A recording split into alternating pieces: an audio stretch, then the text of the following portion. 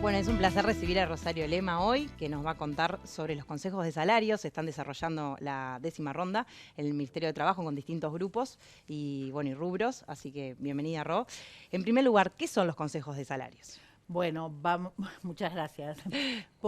Arranquemos por el principio. Esta ronda no va a ser nada fácil, es la última previa a las elecciones y los consejos, recordemos que son organismos de algún modo de integración tripartita porque está el Poder Ejecutivo, está las empresas, en su mayoría cámaras, y también los trabajadores, es decir, está la representación de los tres.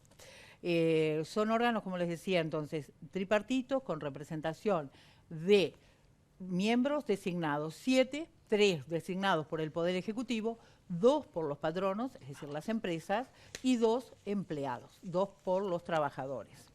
Hay un consejo de salario por cada grupo o rama de actividad.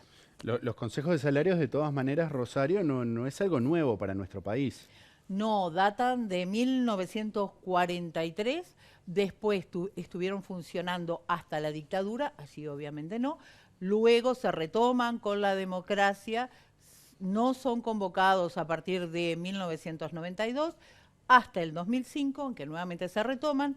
Luego, en el 2009, se realizan algunas modificaciones, es la ley 18.566, y a posteriori, bueno, en el mes de mayo se realizaron unos cambios a la ley de negociación colectiva, pero no están afectando lo que refiere concretamente a consejos de salario.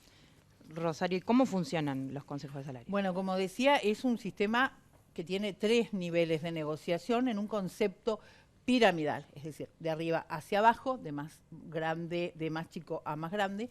Esto lo explicó concretamente la abogada laboralista Florencia Diseñi, quien aclara bien cuál es el funcionamiento de los consejos de salario. La negociación bipartita de empresa entre la empresa y el sindicato de empresa. En un nivel intermedio está la negociación entre las organizaciones de empleadores o empleadores y los sindicatos de rama, por un lado, y también en ese mismo nivel intermedio está la negociación a nivel de consejos de salarios, que también intervienen los representantes del sindicato de rama, de las cámaras, los representantes de los empleadores, pero interviene el Poder Ejecutivo. Por eso se habla que es una negociación, si se quiere, colectiva atípica. ¿Por qué? Porque además de las partes naturales de la negociación colectiva, interviene el Estado.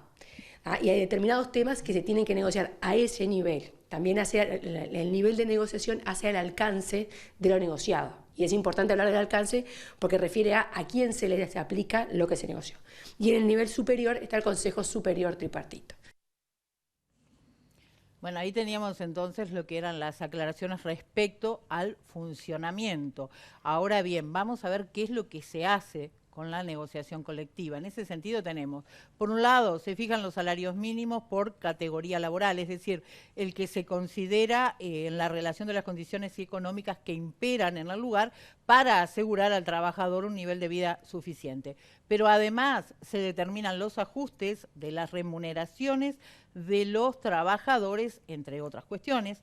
Cada grupo de actividad, recordemos, tiene un consejo de salario específico y además dentro de cada uno suele haber varios subgrupos. En ese ámbito de negociación se determinan, lo que es muy importante, los sueldos de los trabajadores. Ahora, Rosario, algo que obviamente nos compete a todos es cómo se determina cuál va a ser el ajuste salarial que, bueno, se negocia allí en el Ministerio de Trabajo. Bueno, en ese sentido debemos indicar que se tienen en cuenta diferentes puntos. Estamos hablando la evolución pasada o proyectada considerando la caída del poder adquisitivo del salario, pero además el contexto económico tanto general como particular. Recordemos que en los pasados consejos de salario se estuvo teniendo en cuenta todo el tema referido a la pandemia de COVID. ¿Y cómo se toman las decisiones? Pueden ser por unanimidad, mediante la votación de las partes, también puede ser por una simple mayoría. Esos son partes de cómo se podría estar votando. Y bueno, también hay momentos en los cuales no hay acuerdo precisamente. Ahora también está el tema de las categorías. Por ejemplo, allí cómo se hace para determinar los salarios por categoría, pero también actualizar las remuneraciones de cada actividad, de cada franja. Y se pueden resolver en ese caso de 3 maneras posibles. vamos a compartir esta placa en la cual se detallan. Si hay un acuerdo por unanimidad entre las 3 delegaciones, estamos hablando de empresa, trabajadores y Poder Ejecutivo, bueno, se aprueba la decisión o laudo según la posición que se siga. Por otra parte, si no es posible el acuerdo por unanimidad, bueno, en este caso puede llegarse a un acuerdo por mayoría, decisión o acuerdo por mayoría. Y por último, si no hay unanimidad, mayoría ni quórum, bueno, es el Poder Ejecutivo quien a la postre resuelve aprobando un decreto. En torno a esto precisamente hablamos con el presidente del PIT-CNT, Marcelo Abdala, quien especificaba un poquito más. En caso de que no haya un acuerdo obrero-patronal, el Consejo de Salario puede votar. Allí participan 3 miembros del Poder Ejecutivo, 2 miembros del sector empleador y 2 miembros de la representación obrera. Si no hay un acuerdo que se refleja en un convenio colectivo, las partes allí pueden votar tanto los salarios mínimos por categoría y sus ajustes, como el ajuste general de salario para toda una rama de actividad. Bien, Ro. Los aumentos y beneficios que se disponen en los consejos de salario son preceptivos y deben cumplirse por todas las empresas. ¿Todos deben cumplir con esto? Sí, sin embargo, también estas pueden disponer de manera unilateral, digamos, condiciones más beneficiosas, obviamente. Estamos hablando de mejoras. En ese sentido, con quien hablamos con el subsecretario Mario Aristi, que aclaró un poquito más al respecto. La negociación es libre y voluntaria, el Poder Ejecutivo establece lineamientos, las partes de común acuerdo podrían establecer otro tipo de aumentos salariales. El Poder Ejecutivo sí toma en cuenta aquellos sectores como la construcción, como el transporte o como la salud, que la salud ya tiene convenios hasta el año 2025 porque son precios administrados y regulados. Bueno, con esto queda claro, se puede dar un aumento mayor, es decir, por encima de lo que se había acordado. Esto obviamente depende de cada empresa y el acuerdo con los trabajadores. ¿Y qué pasa si no hay acuerdo? Bueno, ahí se somete a votación la propuesta, puede incluso resolverse mediante decreto en caso de que no haya un acuerdo, que no se logre.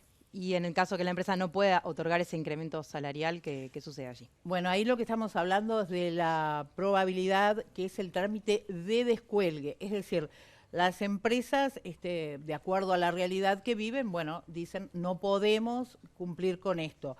Pero no estamos hablando de que una empresa va, lo plantea y se acuerda así, no, depende de una serie de condiciones, se necesita la aprobación exhaustiva del Consejo del Sector, ya sea también, estamos hablando por forma unánime o por mayoría, pero se analizan objetivamente los datos. Recordemos que esto pasó con el tema de la sequía, varias empresas del sector productivo plantearon esta situación. ¿Y qué pasa, por ejemplo, si la empresa, plantea ese interés, por ejemplo, de que se vote por debajo de la pauta salarial que ya presentó el Poder Ejecutivo?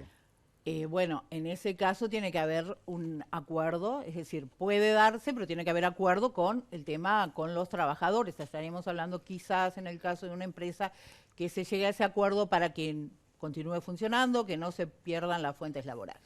Y concretamente para las pautas, ¿cuáles fueron por parte del gobierno para esta 10ª ronda de consejos de salarios? Bueno, el gobierno ha hecho hincapié en que se quiere llegar a la recuperación, ¿no? Teniendo en cuenta todo lo que ocurrió con la pandemia. Esa es la intención del gobierno, eso es lo que han insistido por parte de las autoridades en esta 10ª y, como les decía, última ronda previo a las elecciones nacionales. Ahora bien, vamos a compartir con ustedes una placa para que vean sintéticamente lo que son las propuestas. Estamos hablando de un plazo de los convenios de 2 años, un criterio de ajustes semestrales por inflación proyectada, más el componente de recuperación, así como también se establecen correctivos anuales por inflación, y el objetivo, como les decía al principio, es la recuperación total del salario perdido durante la pandemia y que no se recuperó en la ronda pasada. Hablamos con el ministro de Trabajo, Pablo Mieres, quien dijo que apenas un 6%, entiende él, de los sectores afectados por la pandemia no van a estar llegando a la recuperación total. La recuperación salarial es un dato que a nivel del sector privado se va a completar en el actual periodo de gobierno, salvo un pequeño grupo de trabajadores, un 6%, que pertenecen a los sectores que fueron mucho más afectados durante la pandemia. Estamos hablando del sector turístico en términos generales. Ese 6% va a demorar más en llegar a la recuperación completa, pero el grueso de los trabajadores privados, es decir, el 90 y pico %, más los trabajadores públicos que acordaron la recuperación el año pasado, tal como habíamos dicho desde el principio, desde que tuvimos que asumir ante la pandemia que iba a haber una afectación del salario, lo va a completar entre julio del 24 y enero del 25. Bien, ahí teníamos entonces la visión del ministro de Trabajo, Pablo Mieres, pero Rosario, te quiero consultar qué visión tienen los actores sociales involucrados. Bueno, en ese caso hablamos también con el presidente del PIT-CNT, quien hizo hincapié en una de las aspiraciones de ellos, que es, por ejemplo, avanzar hacia la reducción de la jornada laboral a partir de esta negociación.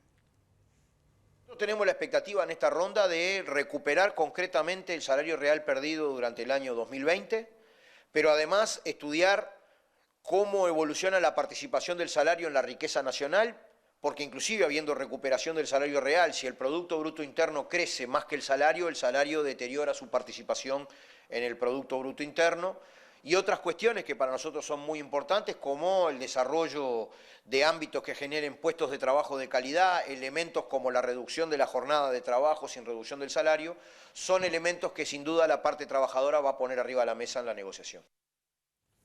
Bueno, también debemos indicar que el gobierno está pidiendo que estas negociaciones no se extiendan más allá de los 60 días.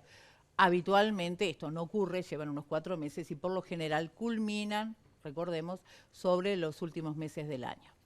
Gracias, Buenísimo. Rosario. Muy completo, gracias, Ron.